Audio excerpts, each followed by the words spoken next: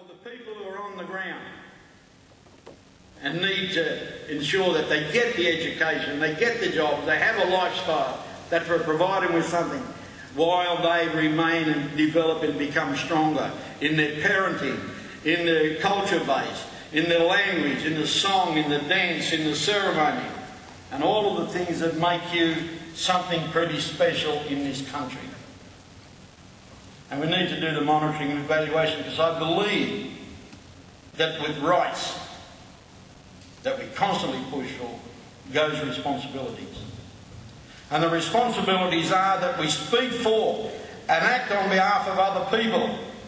Then if we're carrying a message, and I hope that's what we're doing, then in fact we're showing and exhibiting clearly in the things that we do that there is a responsibility that we take on. I watch them white fellas, you know, when they sit around and you start talking, here they do what they call a loving, where all the agencies get together. It's not the physical stuff. It's the sort of stuff about everybody comes and they love each other and they tell everybody how good they are. Now, the long arm exercise, you know what that is? Long arm exercise, one you can reach across and pat yourself on the back. And a lot of people engage in that, I tell you. Here's I see some long arms.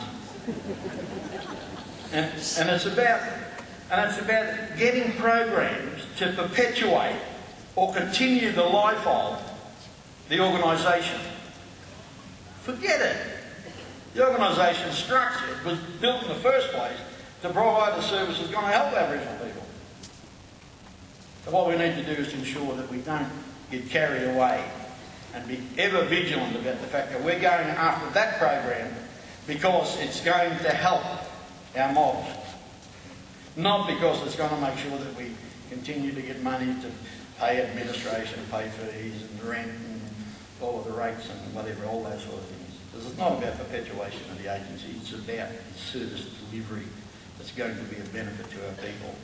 And in monitoring those things and evaluating whether they're good or not, then I think we're in a place today where we can actually say we need to change what we're doing. Before, our vision used to be 1 July, 30 June. No increase, no other way of doing business, just go with it.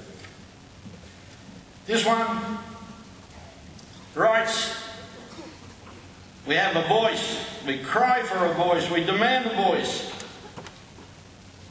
We also have choice. 70% of the relationships, they tell me, across the nation that Aboriginal people have now with non-Aboriginal people, that will be one hell of an impact on Aboriginal culture base, Aboriginal family base, and so on. One of the things that we're looking to do is make sure that we reinforce or strengthen the ability of families. You know, the storytelling. I'm not talking about yarns about neighbours, I'm talking about storytelling. Just in terms of, you know, this is your history, this is who you are, this is what you are. Be strong, be brave, face the world, make a difference. And we hope, like ways that the message we get across allows people to make that choice that they will pursue that agenda. Responsibilities, as I mentioned about the program acceptance, we take the thing, the roles we play. We have a responsibility. You know, sometimes you get a bit, excuse me, you get a bit worried because in fact is, did I really do it? Were they watching me? There's some old video. I saw Bob Morgan and co yesterday, and they had great delight in reminding me of the way I used to behave. I don't mind that, I mean. They don't know, but I kept a diary.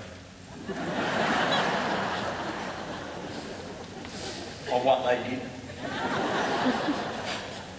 And, but I see, you know, the roles and that leadership stuff, and I'm ever conscious that there is a responsibility that I have that goes with it. I know my grandkids saw some really old video footage of me. Is that really Pop? Because Pop was up there singing up the charge and all and stuff, you know. It's not Pop. You've got to be careful about that leadership role. And remember, Brian, the stuff that you did will come back to you. And that responsibility is obviously the services that I've mentioned. And with those responsibilities come accountabilities, and we have to make sure that we are what we are in those things. I wanted to just continue to move through, so I'm not keeping you too long. Aboriginal, in closing, I just talked about Aboriginal ownership and empowerment. I am of the belief that they have people in government agencies whose role is to think up programs. Nothing else. Nothing else. So they will think up these programs, they design them, okay. They try it out on mainstream and then say, oh, what about Aborigines? And so they come and talk to us. And what will happen is that we'll go on the program, because there's almost like a force thing. If you don't go on that program, we're going to take your kids off you. If you don't go on that program, you're not going to get out. If you don't go on that program, you're going to go to jail. If you don't go on that program, your life will be absolutely, totally ruined. So we go on the program. But do we ever own the program? Where Aboriginal people will go on the program as long as there is those benefits or things that won't happen. And what we need to do is to make sure that we have ownership of the design, the development, implementation, all of those things regarding those programs, because what they will be about is saying we own this and we will make it work, because it will produce the benefit. It'll produce the things that we want for the future. It'll produce the direction, strong people who will grow stronger and walk tall in this country. And that's just so important. Aboriginal leadership, the growth and the development, it's there. I was glad to get the one. I was worried one time because I tell them, they say, we've got to develop the leadership in Victoria. And I said, oh, what's wrong with the leadership in Victoria? Have we died or something? But it was such a strong message, and it's true, there needs to be leadership. They're doing a leadership program here in Melbourne.